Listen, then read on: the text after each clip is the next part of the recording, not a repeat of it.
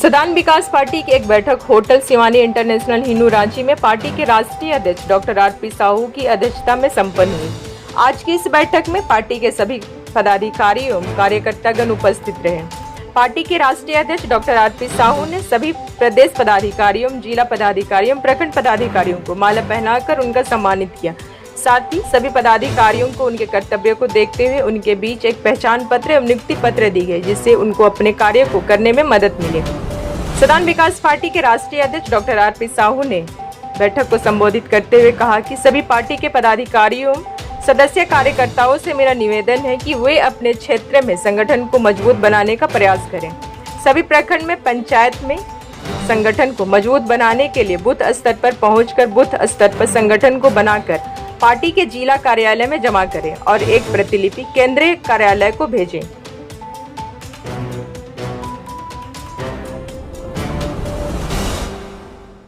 सर्वप्रथम तो हमारे बीच उपस्थित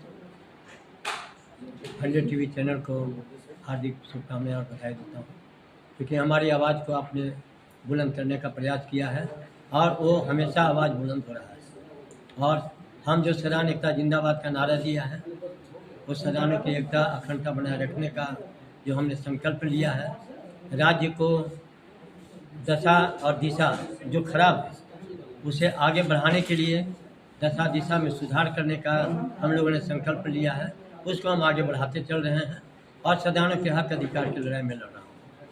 आज का मीटिंग जो बैठक हम लोगों ने रखा है, वो बैठक था हमारे जितने भी पदाधिकारियों की घोषणा मैं कर चुका हूँ। उनको नियुक्ति पत्र हमने प्रदान नहीं किया था, तो नियुक्ति पत्र प्रदान करने के लिए आज हमने बैठक रखा है और लोगों को नियुक्ति पत्र दिया, पहचान पत्र दिया और जो बच गए हैं उनको अगले बैठक 10 तारीख के बाद हम अनाउंसमेंट करेंगे कि हम कब बैठक करेंगे। उस बैठक में लोगों को नियुक्ति पत्र और पहचान पत्र देंगे। आज कितने लोगों को आपने नियुक्ति पत्र दिया? आज हमने जो है 15 लोगों को नियुक्ति पत्र दिया है और कुछ नहीं भी आए हैं, उनका नियुक्ति पत्र घोषणा तो किया नहीं, रख दिया हूँ, लेकिन इसकी घोषणा भी अंत में मैं करूँगा। हमारे जो प्रदेश सलाहकार हैं श्याम सुंदर सिंह, वो माँ वैष्णो देवी गए हैं, तो उनके आने के बाद उनका हम घोषणा तो कर ही देता हूँ, आने के बाद उनको हम प्रमाण पत्र और पहचान पत्र। लोकसभा चुनाव में आपके प्रत्याशी का घोषणा भी हुआ, लेकिन उन्होंने इलेक्शन चुनाव नहीं लड़ा, क्या कारण होगी और क्यों दिक्कत आया? यह तो एक विडम्बना कहिए कि हमने 5 लोकसभा सीट पर चुनाव की घोषणा किया था और 3 आदमी हमारे पास ऑलरेडी आ चुके थे, तो 3 में दोनों की जो मैंने जायज़ा लिया तो उसमें कुछ खरा नहीं उतर पाया, तो मैंने उनको टिकट नहीं दिया। एक व्यक्ति चतरा लोकसभा सीट से संजय ठाकुर जी आए थे, उनको हमने उचित समझा, उनका सारा कुछ हमने बायोडाटा वगैरह सारा चीज़ मुझे समझ में आया, तो मैंने इनकी घोषणा भी किया और बहुत बृहद रूप में घोषणा किया। घोषणा करने के बाद अचानक इनकी जो है जब नॉमिनेशन करने की बात आई थी और टिकट मैंने बोला था कि 4 दिन पहले, नॉमिनेशन के 4 दिन पहले मैं आपको टिकट दे दूँगा, या आप जब नॉमिनेशन करेंगे तो टिकट लेकर के मैं खुद आ जाऊँगा। तो इन्होंने पहले टिकट मांग किया तो मैंने दिया नहीं, वो तो अच्छा किया। नॉमिनेशन के 2 दिन पहले इनका हार्ट अटैक हो गया और हार्ट अटैक होने से इनको अचानक बॉम्बे जाना पड़ा ऑपरेशन के लिए, तो वो इसको दुर्भाग्य कहिए कि हम नॉमिनेशन नहीं कर पाए।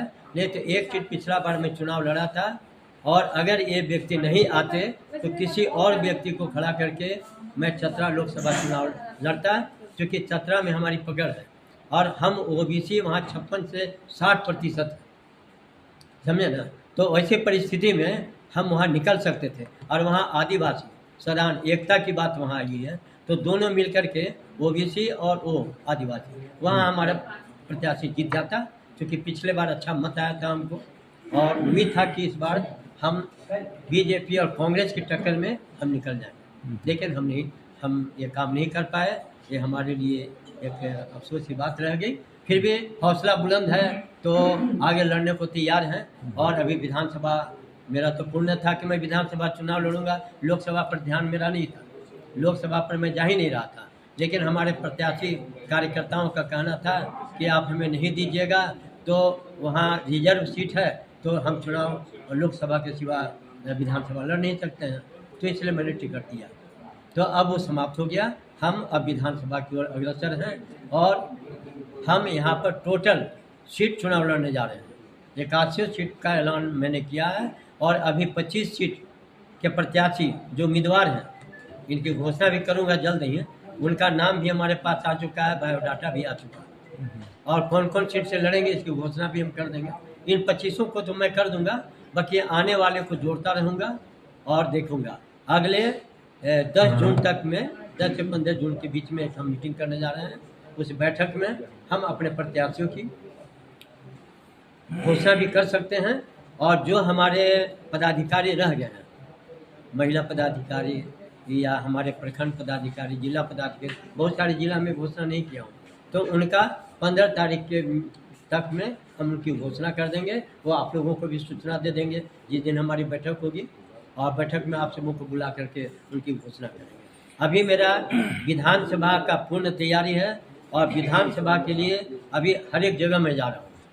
जहाँ भी मैं जा रहा हूँ सारे लोग यही बात बोलते हैं कि सर एक बार डॉक्टर आरपी साहू को देखेंगे हम सदान एक बार एकजुटता में आएंगे, और हम सदान विकास पार्टी की सरकार बनाने के लिए जनता सोच रही है।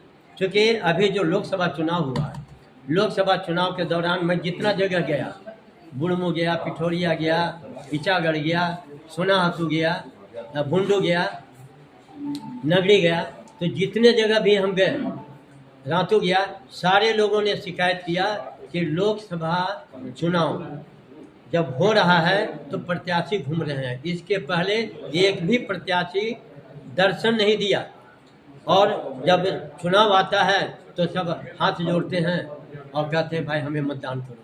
तो यहाँ तो किसको मतदान करूँ, हम खुद कंफ्यूज हैं। मुझसे पूछा सर बताइए मैं मतदान किसे करूँ, मैंने कहा भैया मैं कंफ्यूज हूँ, क्योंकि यहाँ बीजेपी वाले, कांग्रेस वाले, आरजेडी वाले, जितने भी लोग, बड़ी बड़ी पार्टियाँ हैं, हम लोगों से कोई संपर्क नहीं साधा। जबकि सदान हम 80% हैं। हमसे परामर्श पिछला बार संजय सेठ जी आए, हाथ जोड़े, प्रणाम किया कि भैया हमको मदद कर दिए, तो सुबोध कांत को छोड़ करके संजय सेठ को मदद किया। अपना जितना ऑफिस था सारे ऑफिस में मैंने झंडा गड़वाया। सारे कार्यकर्ताओं को मैंने कहा कि भाई मोदी जी की बात है, हम सभी जो है सो मतदान करें।